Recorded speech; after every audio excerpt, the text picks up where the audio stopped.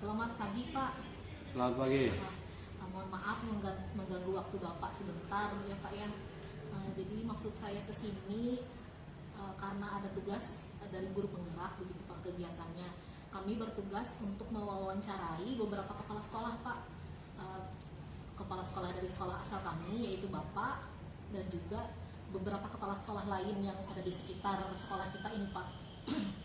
Nah, wawancara ini seputar pengambilan keputusan ketika menghadapi dilema etika atau rujukan moral. Begitu. Apakah Bapak bersedia Pak nih untuk saya tanyai beberapa pertanyaan? Siap. Baik Pak. Siap, bersedia. Langsung aja ya Pak ya. Iya, siap. Pertanyaan yang pertama Pak.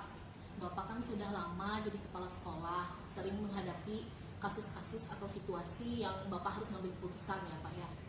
Bagaimana Bapak bisa mengidentifikasi apakah kasus tersebut merupakan dilema etika atau itu sebuah rujukan moral gitu Pak? Baik, terima kasih. Selamat pagi Ibu Mita. Dalam menjalankan tugas sehari-hari, kami terutama untuk di dalam hal mengidentifikasi ya kasus-kasus yang merupakan dilema etika atau rujukan moral, saya senantiasa mencari informasi ke tempat kejadian atau ke lokasi-lokasi tempat anak-anak kita belajar, atau saya akan menampung daripada usulan atau masukan-masukan dari Dewan Guru dan Tata Usaha. Kemudian setelah itu kami identifikasikan, kami kelompokkan, dan kami selesaikan sesuai dengan skala prioritas. Oh, Pak, begitu ya Pak ya. Berarti begitu cara Bapak mengidentifikasi kasus-kasus tersebut ya Pak ya. Iya, Pak. Selama ini Pak, bagaimana Bapak menjalankan pengambilan keputusan di sekolah Pak, terutama untuk kasus-kasus ketika ada dua hal bertentangan tapi sama-sama benar gitu Pak? Oh, baik Mbak Mita. Dalam hal ini Mbak, saya selaku kepala sekolah ini apabila terjadi atau menemukan sesuatu berbagai macam kasus-kasus di mana ada dua hal yang kepentingan bersama untuk mendapatkan win-win solution dalam penyelesaiannya, saya senantiasa mengumpulkan tim pengembang atau tim di SMK Negeri 1 Muntok ini. Dalam hal ini waka-waka, kajur-kajur, wali kelas senantiasa kami kumpulkan untuk koordinasi konsultasi dalam hal untuk mengambil keputusan. Oh baik Pak, begitu ya Pak. Jadi Bapak memerlukan tim juga Pak ya untuk mengambil keputusan itu. Nah, pertanyaan selanjutnya bisa Pak? Boleh, lanjut. Tadi kan sudah Bapak singgung sedikit bagaimana Bapak mengambil keputusan di sekolah ini. Nah, bisakah Pak lebih detail lagi prosedur atau langkah-langkahnya bagaimana? Untuk prosedur langkah-langkahnya, kebetulan kita ada tim manajemen sekolah, dan di situ ada waka kurikulum, ada waka kesiswaan, ada waka sarana dan prasarana, kemudian ada waka humas. Dan setiap waka-waka ini ada job description-nya masing-masing. Sudah kami bagikan tugas dan fungsinya dari waka-waka dan kajur-kajur yang ada, sehingga apabila kami menemukan suatu permasalahan, tinggal kami manggil tim manajemen sekolah untuk menyelesaikan bersama. Oh, bersama-sama ya Pak ya. Kalau begitu Pak, yang paling Bapak anggap paling efektif dalam mengambil keputusan itu bagaimana Pak? Paling efektifnya? Nah, untuk yang paling efektifnya, saya senantiasa apabila itu ada permasalahan, itu langsung kami selesaikan. Langsung ya Pak ya? Langsung kami selesaikan, langsung kami musyawarahkan, dan kemudian kita putuskan. Apabila memang dapat kita putuskan pada saat hari itu. Okay. Dan apabila memang tidak mampu atau perlu ada waktu, ya kami kasih jeda. Oh gitu ya Pak ya. Berarti ini berhubungan nanti untuk pertanyaan yang lainnya juga ada ya Pak ya, mengenai secepat apa mengambil keputusan itu ya Pak. Ya. Kemudian apa nih Pak tantangannya dalam mengambil keputusan itu Pak? Tantangannya apa saja? Tentunya di dalam tantangan pengambilan keputusan ini biasanya kan ada yang, kalau ada suatu permasalahan itu mesti ada yang senang, ada yang tidak senang, karena kita mesti memahami bahwa untuk menyelesaikan masalah yang begitu banyak tidak bisa kita menyenangkan atau memuaskan semua orang, sehingga mesti ada yang tidak senang, dan itu sudah bagian dari manajemen dan kami sudah siap dari itu. Kebijakan-kebijakan yang kita ambil senantiasa ada yang senang dan ada yang tidak senang, sehingga oleh karena itu makanya kita di mana yang lebih yang lebih efektif atau yang tantangan apa yang tentunya yang bisa kita selesaikan dengan cepat dan tidak ada efek sampingnya atau yang merugikan pihak-pihak yang lainnya begitu. Oh gitu Pak, luar biasa sekali Pak. Memang benar ya Pak ya, pasti setiap keputusan ada yang pro ada yang kontra kan itu sudah biasa ya Pak. Ya itu tuh biasa dalam manajemen ya. Luar biasa Pak. Nah, apakah ketika Bapak menghadapi kasus dilema etika itu langsung Bapak selesaikan di tempat kah Pak, atau Bapak punya jadwal tersendiri? Nah biasanya kalau memang kasusnya itu atau permasalahannya memang bisa kita selesaikan dan sesegera mungkin, itu segera mungkin kita selesaikan. Jangan sampai permasalahan itu mengendap. Artinya kalau memang hari ini bisa selesai, langsung kami selesaikan. Tapi kalau memang perlu waktu, perlu musyawarah, perlu mufakat bersama dengan tim manajemen sekolah, atau bahkan mungkin perlu arahan-arahan dari ketua komite misalnya, atau dari pihak-pihak yang lain, dewan pendidikan dan sebagainya, maka kita harus sesuaikan lah waktu dan tempatnya. Nah, harus mengumpulkan orang lagi ya Pak? Iya. Masih ada beberapa pertanyaan ya Pak, masih ada dua pertanyaan. Adakah seseorang atau faktor-faktor yang selama ini mempermudah Bapak atau membantu Bapak dalam mengambil keputusan? Nah, tentunya yang mempermudah saya dalam mengambil keputusan yaitu adanya yang kami, karena ruang lingkup kerja kepala sekolah ini kan luas, sehingga kami punya pembantu-pembantu yaitu waka-waka dan kajur-kajur, dan waka-waka dan kajur-kajur itu sudah ada job description-nya atau tugas dan fungsi yang sudah jelas, sehingga itulah sangat membantu dalam menyelesaikan permasalahan-permasalahan yang saya hadapi. Gitu. Jadi tidak kerja sendiri ya Pak? Ya, jadi kita harus bersama, tidak bisa kita sendiri Pak. Di dalam mengelola sekolah ini, apalagi SMK Negeri 1 Muntok ini, ya luas dan besar, dengan jumlah siswa yang banyak, dengan jumlah guru dan karyawan hampir 100 orang, tentunya harus kebersamaan selalu kita jaga. Baik, terima kasih. Nah, ini pertanyaan terakhir ya Pak ya. Pertanyaan terakhir, dari semua yang sudah Bapak sampaikan, pembelajaran apa nih Pak yang dapat Bapak petik dari pengalaman Bapak mengambil keputusan selama ini? Kalau pengalaman yang saya dapatkan, tentunya saya juga sebagai pimpinan di SMA 1 Muntok ini, dengan kita menyelesaikan berbagai macam masalah, tentunya wawasan saya juga bertambah, dan tentunya dengan wawasan saya bertambah, tentunya kebijakan-kebijakan saya dalam mengambil keputusan yang positif juga itu bertambah, dan tentunya akan bermanfaat, bertambah pengalaman-pengalaman yang ada. Kesabaran dan ketekunan tentunya akan saya dapatkan, dan saya anggap ini adalah suatu dinamika di dalam kita bermanajemen, sehingga harus kita jalankan dengan baik, dengan tenang, penuh kesabaran, ikhtiar dan tawakal. Baik, terima kasih Pak. Jadi apa yang Bapak sampaikan juga menjadi pelajaran bagi saya Pak, untuk suatu saat siapa tahu saya juga harus mengambil keputusan, maka apa yang Bapak sampaikan tadi juga menjadi dasar bagi saya untuk mengambil keputusan yang benar gitu Pak. Baik Pak, sama-sama kita sama-sama belajar, sama menasihati, sama mengingatkan, dan jangan bosan-bosan ya. Terima kasih banyak Pak. Kalau begitu, kalau Bapak ada aktivitas yang ingin Bapak lakukan, saya mundur diri dulu ya Pak. Ya, terima kasih sama-sama. Pak. Selamat pagi.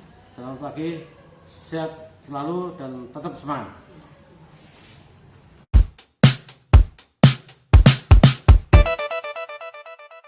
Selamat pagi Bu. Iya, selamat pagi Bu. Bagaimana kabarnya Bu? Kabar baik Bu. Maaf mengganggu waktu Ibu sebentar ya Bu. Iya, tidak berkunjung ke sini. Jadi saya ingin menyampaikan maksud kedatangan saya ke sini karena saya merupakan CGP Angkatan 6 Kabupaten Barsel, ditugaskan untuk mewawancarai beberapa kepala sekolah yang ada di lingkungan sekitar sekolah tempat saya mengajar. Kebetulan sekolah kita berdekatan ya Bu. Iya. Nah, Jadi pertanyaan ini seputar pengambilan keputusan dalam menghadapi situasi dilema etika atau rujukan moral gitu Bu. Tapi ini nanti lebih ke dilema etikanya. Apakah Ibu bersedia saya tanyai beberapa pertanyaan Bu? Iya, bersedia sekali. Senang sekali Bu, saya bersama Ibu dalam wawancara pada pagi hari ini. Baik, bisa langsung ke pertanyaan pertama saja ya Bu ya. Boleh saja.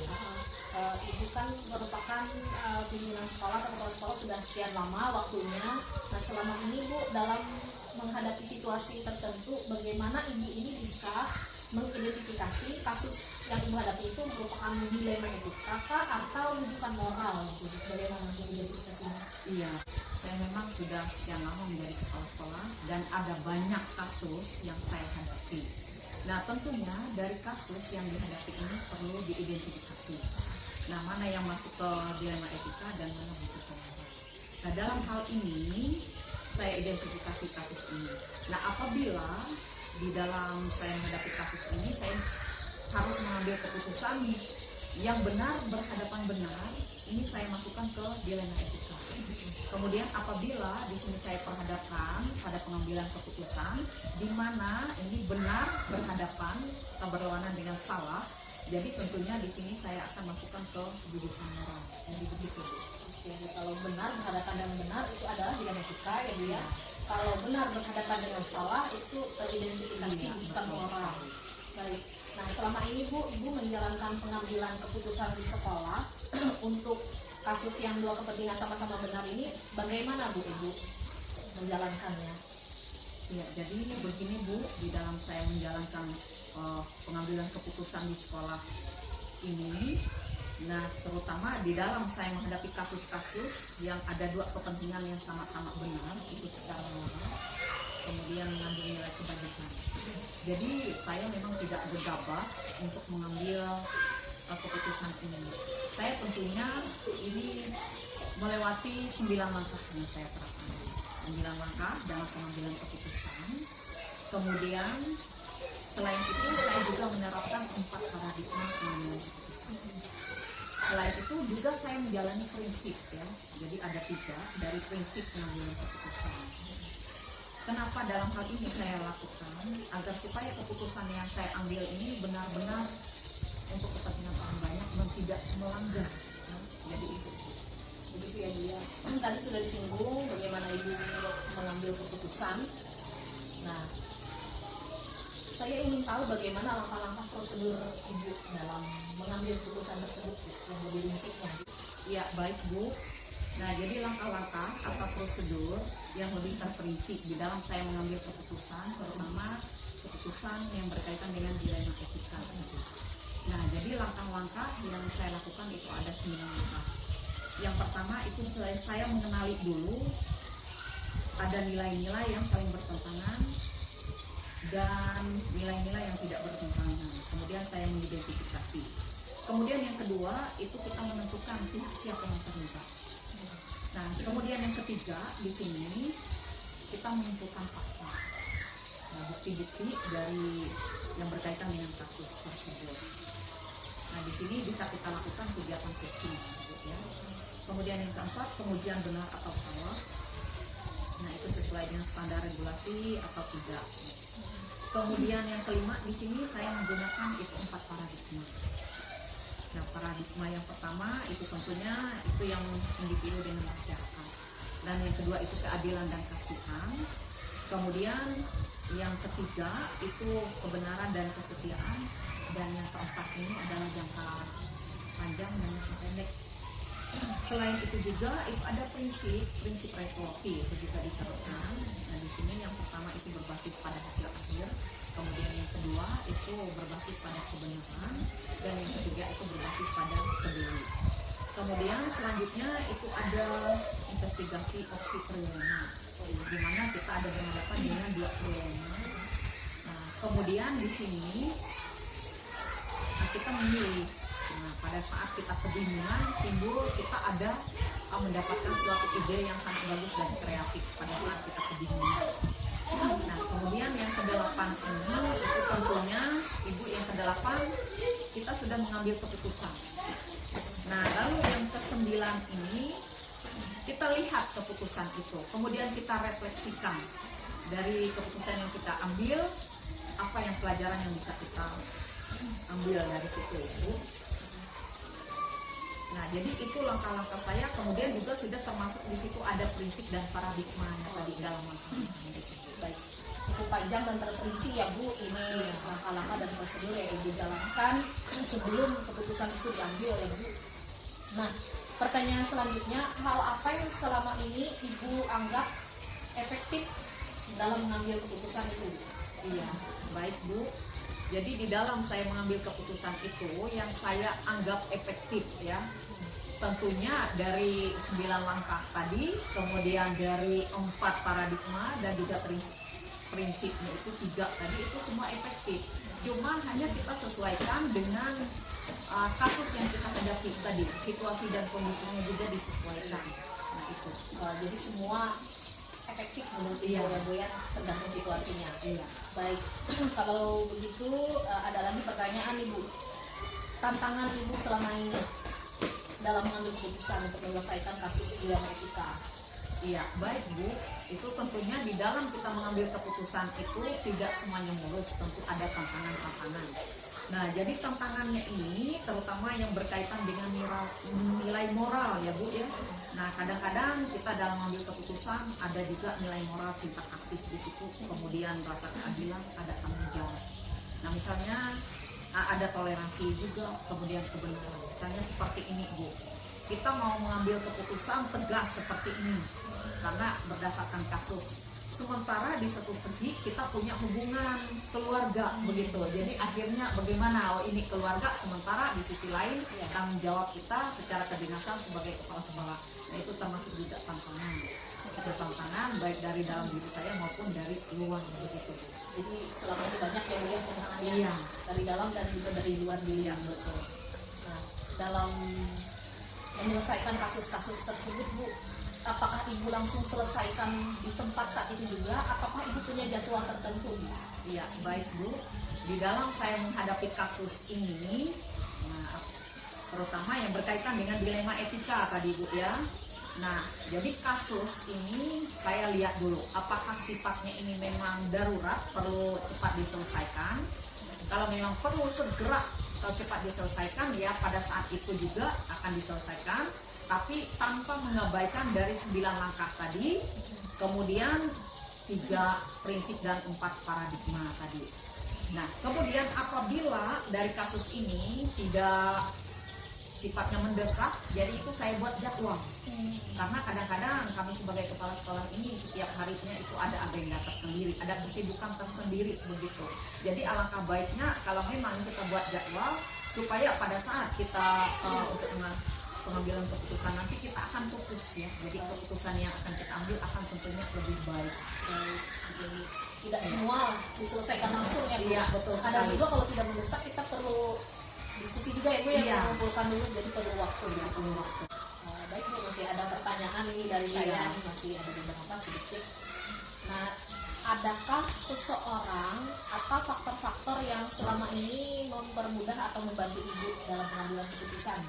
Iya, baik Bu. Karena tentunya di sekolah ini bukan saya sendiri yang bekerja. Saya bekerja di sini bersama rekan guru. Nah, ini pendidik atau tenaga pendidikan. Nah, termasuk juga rekan kerja itu ada komite, kemudian orang tua. Nah, jadi di sini tentu saya akan melihat dari kasusnya ini.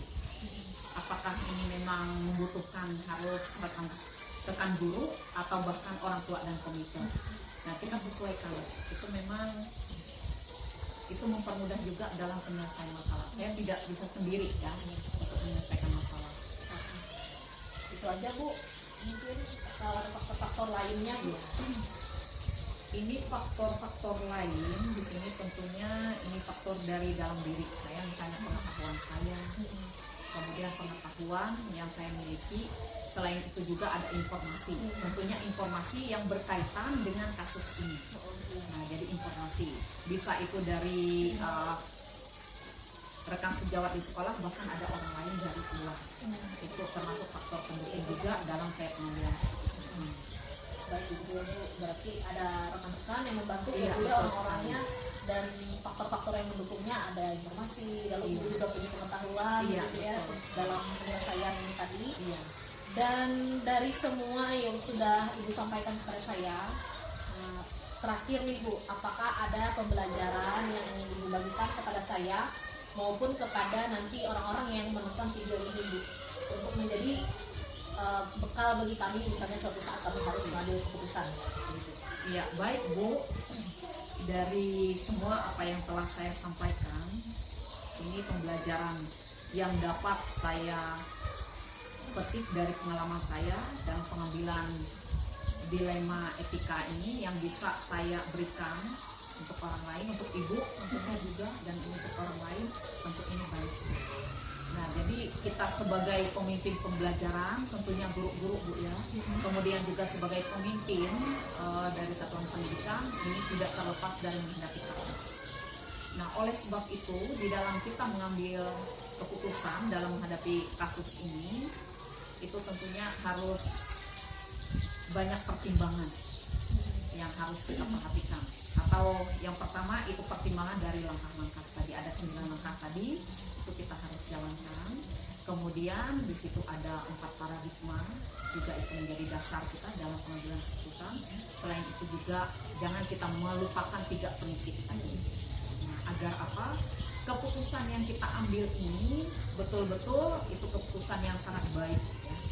Kemudian tidak merugikan orang lain dan memang kepentingan bersama, dan tentunya karena ini di lingkungan pendidikan itu pengambilan keputusan ini itu untuk memajukan pendidikan dan juga berpusat pada murid, itu yang kita inginkan. Iya, baik.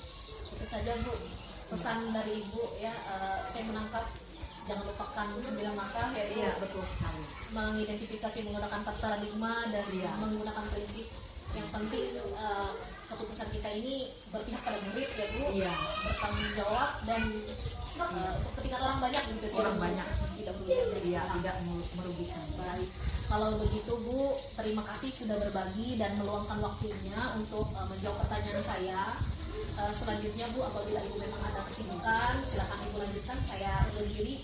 Iya, baik, terima kasih Bu. Saya sangat berharap dari wawancara kita ini tentunya saya akan memberikan pengalaman-pengalaman tadi. Mudah-mudahan ini Bu, harapan saya itu sangat bermanfaat bagi Sangat Ibu bermanfaat. dan juga kepada orang lain. Karena saya dengar ini untuk video ini akan dibagikan untuk orang Iya. lain. Nah, itu Bu harapannya. Baik, kalau begitu saya undur diri dulu ya Bu. Iya, terima kasih banyak Bu. Ibu. Selamat pagi. Iya.